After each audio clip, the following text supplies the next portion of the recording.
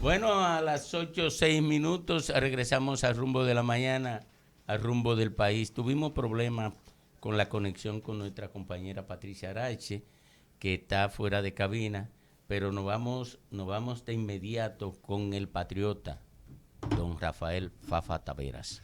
Gracias, Domingo.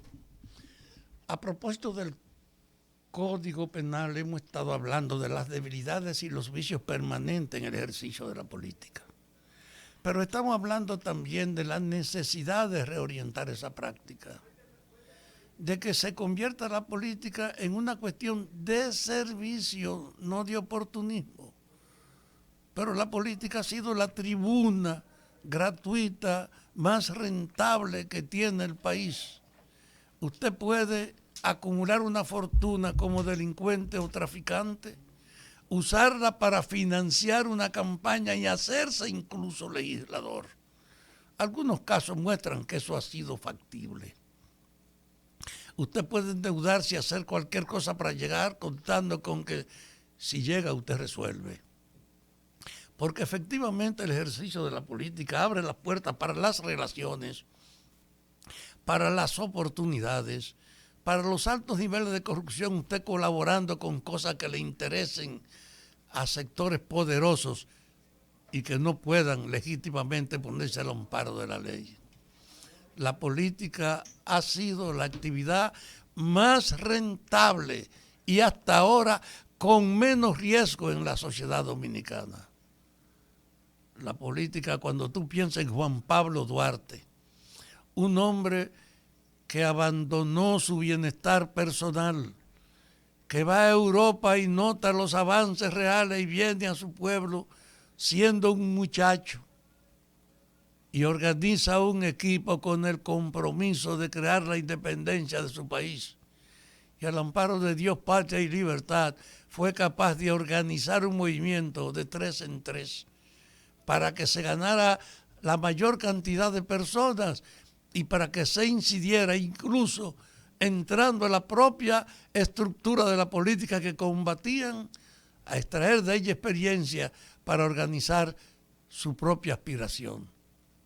Duarte, un generoso dirigente, que cuando viene aquí después de la victoria de la independencia y va a Asua, es capaz, por un dinerito que recibe como elemento para moverse y costear sus gastos, con un informe sin precedente, y no solo sin precedente, que no tiene tampoco equivalente con esa transparencia con la que él habló, hasta de los pocos pesos que gastó y devolvió la diferencia.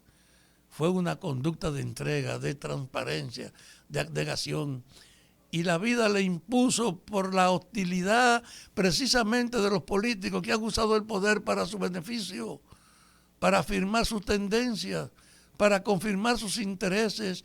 Duarte padeció un ostracismo y una situación que uno puede entender viendo la cara del pintor que lo dibujó a él para mostrar la angustia de haber construido un país y no tener derecho a vivir en él después de su victoria.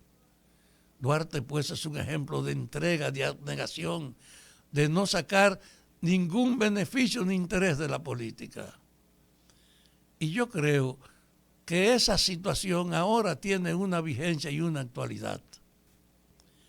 Nunca antes la población había tenido una disidencia contra esa herencia de la política como la tiene ahora.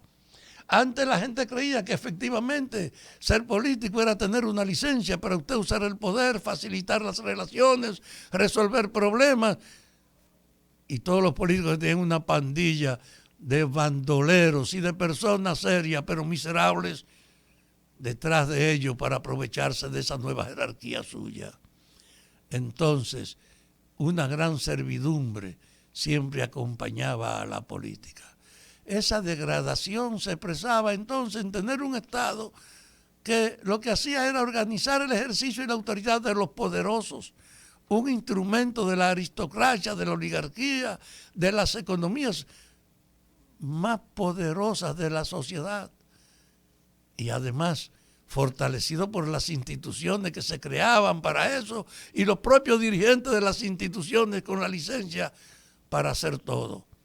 Que a estas alturas del juego usted encuentre que el jefe de la seguridad de un presidente esté sometido ahora porque no puede explicar el aprovechamiento económico que hizo de su cargo. Porque el propio presidente esté cercado porque sus hermanos usaron el poder precisamente para eso, o sus cuñados.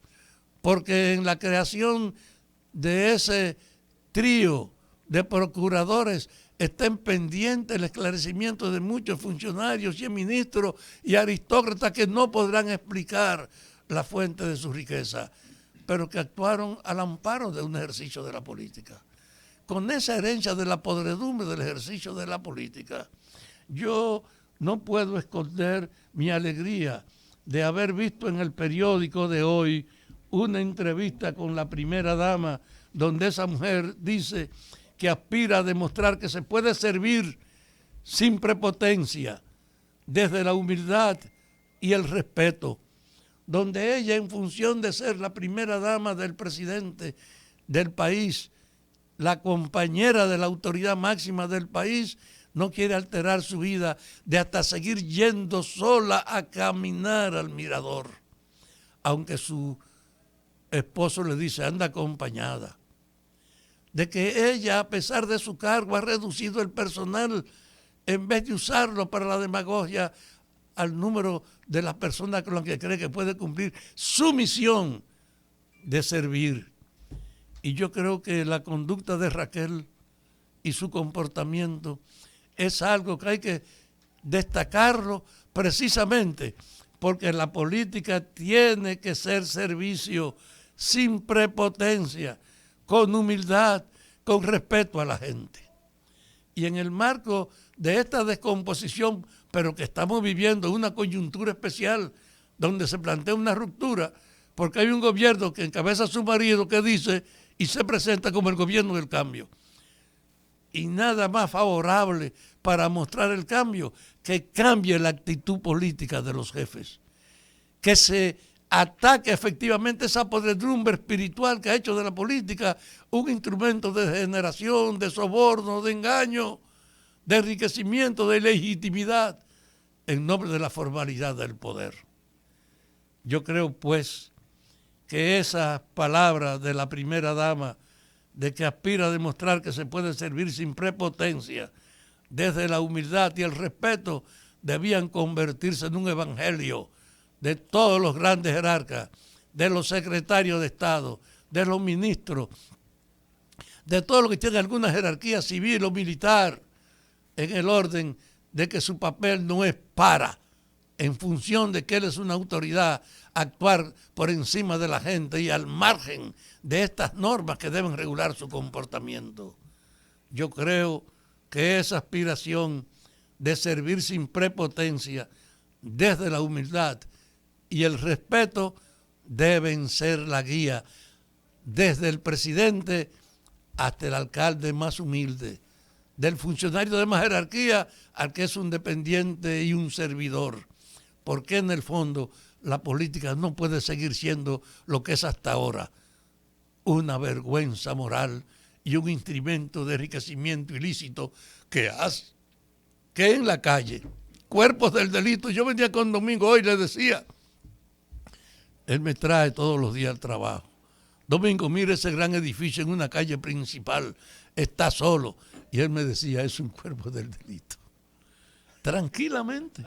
Entonces, yo creo que hay que cambiar la política.